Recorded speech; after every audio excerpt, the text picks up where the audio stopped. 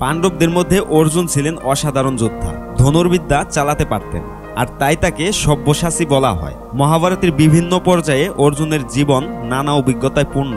এই গল্পে আমরা তার এবং মণিপুরের রাজকন্যা চিত্রাঙ্গদার প্রেম ও দায়িত্ববোধের কথা শুনব। একবার অর্জুন তীর্থভ্রমণের সময় মণিপুর রাজ্যে পৌঁছান। মণিপুরের রাজা চিত্রবাহনের একমাত্র কন্যা ছিলেন চিত্রাঙ্গদা, যিনি ছিলেন অত্যন্ত সুন্দরী এবং সাহসী। তিনি ছোটবেলা থেকেই যোদ্ধা হিসেবে প্রশিক্ষিত ছিলেন এবং রাজ্য পরিচালনায় পিতার সহায়তা করতেন। একদিন অর্জুন রাজ্যের এক বনভূমিতে তীর্থযাত্রা করছিলেন। হঠাৎ তার সামনে চিত্রাঙ্গদা হাজির হন, যিনি তখন এক ভার্গকে বধ করে রাজ্যের জনগণকে রক্ষা করছিলেন। অর্জুন চিত্রাঙ্গদার সাহসিকতা এবং সৌন্দর্যে মুগ্ধ হন। চিত্রাঙ্গদাও অর্জুনের প্রতি আকৃষ্ট হন, কারণ তিনি অর্জুনের বীরত্বের কথা শুনেছিলেন। অর্জুন রাজা চিত্রবাহনের কাছে গিয়ে চিত্রাঙ্গদার হাতে বিবাহের প্রস্তাব রাখেন।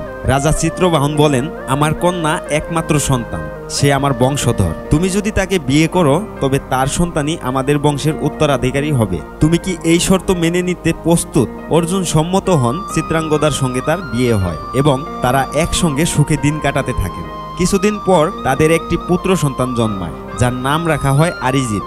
কিন্তু অর্জুনের উপর ছিল পাণ্ডবদের দায়িত্ব। তিনি জানতেন একদিন তাকে ফিরে যেতে হবে তার ভাইদের কাছে। একদিন চিত্রাঙ্গদার সঙ্গে দীর্ঘ আলোচনা শেষে অর্জুন মণিপুর রাজ্য ছেড়ে চলে যান, কিন্তু তার মণিপুরের রাজপরিবারের প্রতি দায়িত্ব কখনো ভুলেন না। চিত্রাঙ্গদার রাজ্যের শাসনভার গ্রহণ করেন এবং তার পুত্রকে একজন যোগ্য রাজপুত্র হিসেবে গড়ে তুলতে শুরু করেন। তিনি অর্জুনের ভালোবাসাকে নিজের মধ্যে ধারণ করেন, কিন্তু কখনোই তার রাজ্যের প্রতি দায়িত্ব অবহেলা করেন না।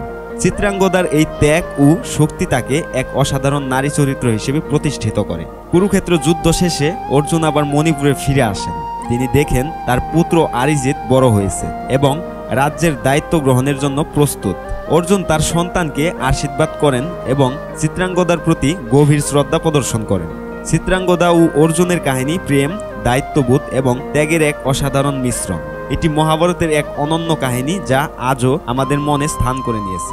এই ছিল সব্যসাচী অর্জুন এবং চিত্রাঙ্গদার কাহিনী। এই গল্পে আমাদের শেখায় ভালোবাসার সঙ্গে দায়িত্ববোধের সমন্বয় কেমন হওয়া উচিত। মহাভারতের এমন আরও অজানা কাহিনী জানতে আমাদের সঙ্গে থাকুন। বন্ধুরা, ভিডিওটি যদি ভালো লেগে থাকে তাহলে ভিডিওটিতে একটি লাইক করে চ্যানেলটি সাবস্ক্রাইব করতে ভুলবেন না। সবাই ভালো থাকুন, সুস্থ থাকুন। ধন্যবাদ।